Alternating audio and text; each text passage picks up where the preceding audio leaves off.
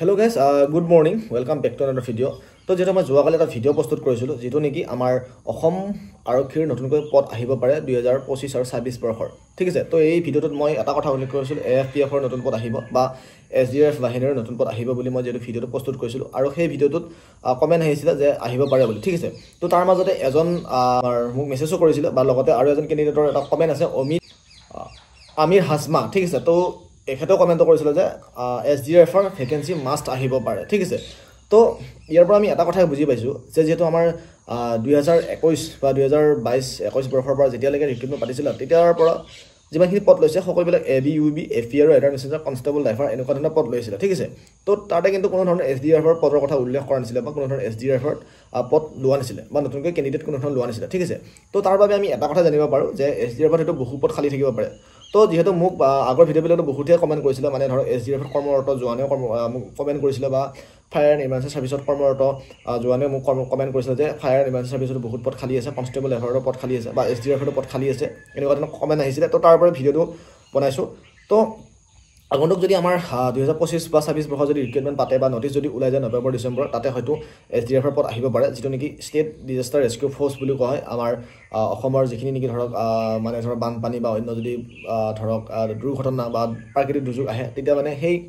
rescue ফোৰ্সটো মানে কাম কৰে ঠিক আছে তো তাৰ যেহেতু এতিয়ালৈকে কোনো ধৰণৰ নতুনকৈ ৰিক্ৰুটমেন্ট পতা নাই বা আমাৰ যিখিনি ধৰক ৰিক্ৰুটমেন্ট পাতিছিল তাতে যিখিনি ধৰক পদ আহিছিল তো এবিইউবি বা এপি ৰাইডাৰ মেসেঞ্জাৰ বা এনেকুৱা ধৰণৰ পদ আহিছিল কিন্তু এসডিআৰএফ ৰ পদ আহা নাছিল ঠিক আছে আৰু যদি আমি চাবলৈ যাওঁ ফায়াৰ এণ্ড ইমাৰ্জেন্সি সাৰ্ভিসতো বহুখিনি পদ খালি হৈ থকা বুলি মানে কমেন্ট কৰিছিল মোক বা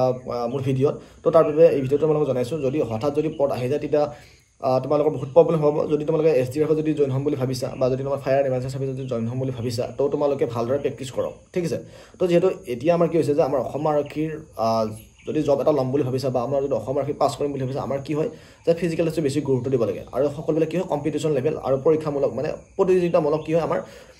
ৰিক্ৰুটমেন্ট পতা হয় তো তাতে এনেকুৱা ধৰণৰ ক্যান্ডিডেট হয় যেনে নেকি পোষ্ট থাকে 10টা আমাৰ ক্যান্ডিডেট হয় 1000টা তো সেইভাবে আমাৰ যেনে ফিজিক্যাল টেষ্ট হয় আমি ষ্ট্ৰং বনাব লাগিব আৰু ষ্ট্ৰং বনাব লাগিব কেনেকুৱা ধৰণৰ আমি সদায় প্ৰেক্টিছ কৰিব লাগিব বা আমি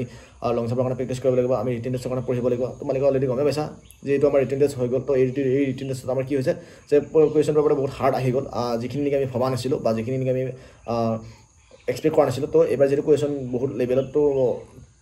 এবাৰ যেটো কোৱেশ্যন লেভেলটো বহুত হাই হৈ গ'ল তো সকলোৰে এক্সাম দিয়া হৈছে তো সেইভাবে আগন্তুক যদি এসডিআৰএফ যদি পদ আহে ফায়াৰ এণ্ড ইমাৰ্জেন্সি সাৰ্ভিস যদি পদ আহে তেতিয়া তোমালোকে যাতে ভালদৰে ৰিটাৰ্ণ দিব পাৰা তাৰ কাৰণে ভালদৰে পঢ়ি থাকক আৰু যাতে তোমালোকৰ ফিজিকেল ভাল হয় তো এতিয়াৰ পৰা তোমালোকে ফিজিকেলৰ টেষ্টত গুৰুত্ব ঠিক আছে আগন্তুক মাষ্ট বি হয়তো এসডিআৰএফ পদ আহি যাব পাৰে তো তোমালোকে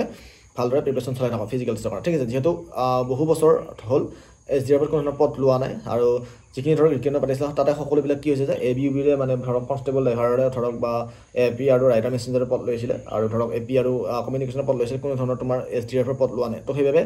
এসডিআৰএফ ৰ হয়তো পদ আহি যাব পাৰে তোমালোকে ভালদৰে প্ৰেক্টিছ কৰা ঠিক আছে এইটো জাষ্ট এটা সৰু ইনফৰমেশ্যন যদি পদ আহি যাব পাৰে যেটো লোৱা নাছিল তো সেইভাবে ভিডিওটো বনালো ভিডিওটো যদি কিবা অলপ বুজি পাইছে তেতিয়াহ'লে এটা ধুনীয়াকৈ কমেন্ট কৰক আৰু আগতো আহিবলগীয়া যিখিনি ধৰক কনস্টেবল ড্ৰাইভাৰৰ পদ থাকিব এপি আৰু ৰাইডাৰ মেসেঞ্জাৰৰ পদ থাকিব তো সকলোবিলাক পদৰ কাৰণে মই যিবিলাক ইনফৰমেশ্যন লাগে এই চেনেলত যেটা শ্বেয়াৰ কৰি থাকিম তোমালোকে মাত্ৰ সাপোৰ্ট কৰি যাব ঠিক আছে আজিলৈ বিদায় নেক্সট ভিডিঅ'ত লগ পাম জয় হিন্দ জয় অসম বাই বাই